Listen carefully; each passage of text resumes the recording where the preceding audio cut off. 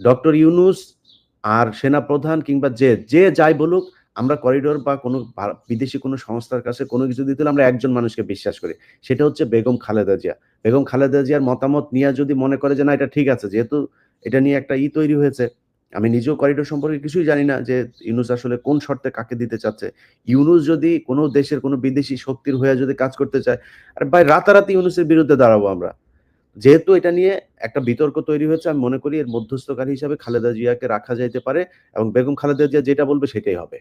একজন বিশ্বস্ত দেশপ্রেমিক, তিনি কোনোদিন এই দেশের বিরুদ্ধে যায় এমন কোনো কিছু করবেন না। সো খালেদা জিয়াকে আনেন, এনে আপনারা বসেন, বসে এটা কি করবেন সেটা সিদ্ধান্ত নেন। ওয়াকার এটার জন্য কষ্ট পাচ্ছে এই সেই, সে লিখেছে এখানে যে there will be no corridor. এখানে সে এটার মানে কোট আনকোট একটা দিয়েছে এই লেখাটার ভিতরে, তিনি স্পষ্টভাবে বলেন, এটা লেখার আগে বলেছেন। যাই হোক, ওয়াকারের কাছে আমাদের দেশপ্রেম, উনি ইন্ডিয়ান মাল, ইন্ডিয়া যাও, তোমার আম্মু ইন্ডিয়া গিয়েছে, ইন্ডিয়াতে যাও। আচ্ছা, এরপরেই বলেছে একইভাবে চট্টগ্রাম বন্দরের বিষয়ে কোনো সিদ্ধান্ত নেওয়ার এখতিয়ার এই সরকারের নেই। একের পর এক গার্মেন্টস ফ্যাক্টরি বন্ধ হয়ে যাচ্ছে উল্লেখ করে তিনি বলেন এই বিষয়টি সরকারের কোনো ভূক্ষেপ নেই। তুই কি পাল ফালাস? তোর ডিজিএফআই সারাদিন আকাম করে এই গার্মেন্টসের পোলাপানের কাছে যায় কাটি মারে এদেরকে করার জন্য।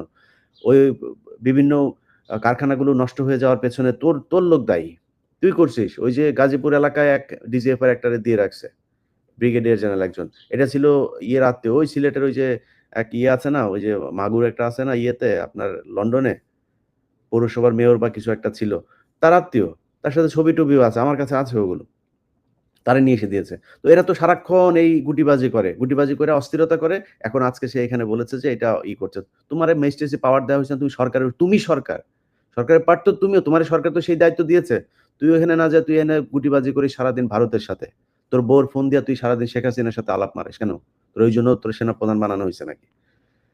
তারপরে বলেছে যে গত ২০ মে ২০২৫ তারিখ রাতে অনুষ্ঠিত সভায় এর পূর্ব রাতে সেনা ভবনে কোনো গোপন সভা হয়েছিল কিনা এ বিষয়ে সরকার কর্তৃক জিজ্ঞাসিত হন বলে সেনাপ্রধান উল্লেখ করেন। মানে তো ওনাকে সেনাপ্রধান, এই রাষ্ট্রপ্রধান ডক্টর ইউনূস জিজ্ঞাসা করেছেন। সেনাপ্রধান যেকোনো সময় অর্পিত দায়িত্বের খাতিরে সভা আয়োজন করতে পারেন। তোমার সেই কোনো সময় সরকার প্রধান জিজ্ঞাসাও করতে পারেন। তোমার এই আইন জানা উচিত। তারপরে আহ খুব মজার একটা কথা তিনি বলেছেন যে গত ৯ মাস ধরে সেনাপ্রধান হিসেবে অভিভাবকহীন হয়ে রয়েছেন বলে তিনি কয়েকবার উল্লেখ করেন।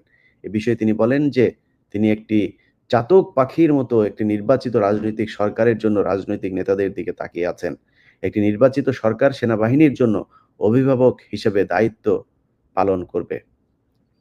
বাটপার, তোর সময়ে ২০২৪ সালে নির্বাচন হয়েছে না? চাতক পাখির মতো এই পলিটিক্যাল দলের দিকে তাকায়াছিলি? তুই তো তাকায়াছিলি তোর আম্মার দিকে। তখন তুই খালেদা জিয়ার বাসায় যে তুই দৌড়ায় গেলি। বাটপাড়ির রাজনীতি মারাও। তোমার এই রাজনীতি আমরা বুঝি না। তুমি খালেদা জিয়ার বাসায় গিয়ে খালেদা জিয়ার সাথে এখন প্রীতি কর। তোর তো প্রীতি না করে উপায় নাই। তুই এইজন্য খালেদা জিয়ার বাসায় গেছিস। ২৪ এর আগে কেন গেলি না? ২৪ এর আগে যায়া খালেদা জিয়ারে কেন করলি না যে আপা ম্যাডাম আপনাকে লাগবে আমাদের? তারেক রহমানের ফোন করছিলি? বিএনপির কোন নেতারে ফোন করছিলি? তোর মা যা বলেছে তুই সেভাবে ২০২৪ সালে নির্বাচন করে দিয়েছিস। এই দেশের মানুষ তোদের দিকে চাতক পাখির মতো তাকায় ছিল। তোরা কিছু করছিস এই দেশের মানুষের জন্য? তুই তো সেই বাটপার যে কিনা সেনাবাহিনীকে বলেছিলি যে সেনাবাহিনীর এই কি বলে অস্ত্র দিয়েছে সরকার, সরকারকে রক্ষা করতে হবে। এই কথা বলছিলি না তুই? তোর এই রেকর্ড-টেকর্ড আমরা পাওয়ার চেষ্টা করতেছি। পাবো কিনা জানি না। পেয়ে যাইতেও পারি। তুই যে ৩ তারিখ, ২ তারিখ কি আদেশ দিয়েছিলি এসব আমরা জানবো।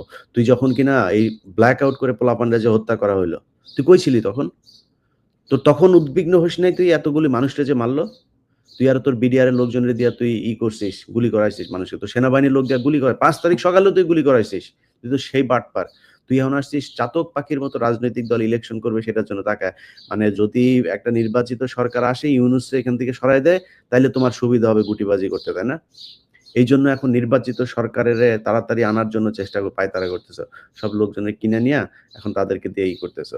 এগুলি আমরা খুব ভালো করে বুঝি। যাই হোক, প্রিয় দর্শক, এরকম লম্বা বিশাল ফিরিস্তি আছে। আমি আপনাদের সামনে বিষয়টা খুব জরুরি এইজন্য দ্রুত জানানোর চেষ্টা করলাম। বাংলাদেশের মানুষকে সজাগ থাকতে হবে। বিশেষ করে বিএনপির ভাইদের কাছে অনুরোধ, দেখেন সামনে নির্বাচন হবে, নির্বাচন হইতেই হবে। এটা ডক্টর ইউনূসও বলেছেন জুনের বাইরে নির্বাচন যাবে না। আপনাদেরকে এই সেনাবাহিনীর এই ডিজিএফআই এরাই নানান ধরনের কথাবার্তা বলে আপনাদেরকে উদ্বিগ্ন করার চেষ্টা করবে, আপনাদেরকে একটা সিদ্ধান্তহীনতার ভেতরে নিয়ে যাওয়ার চেষ্টা করবে। আপনাদেরকে মাথায় রাখতে হবে, এই দেশের মানুষ নির্বাচন চায়, রাজনীতি আমি নিজেও চাই খুব দ্রুত একটা নির্বাচন হোক এবং সেই নির্বাচন আমার বিশ্বাস ডক্টর ইউনূস দেবেন। এবং ডক্টর ইউনূস এমন কোনো জিনিস করে যেতে পারবেন না যেটা বাংলাদেশের সরকার চায় না। আপনারা তাদের সাথে আলোচনা করুন। কিন্তু এই সেনাপ্রধানকে আপনাদের বুঝতে হবে যে এ হচ্ছে ইন্ডিয়ান মাল, আওয়ামী লীগের মাল।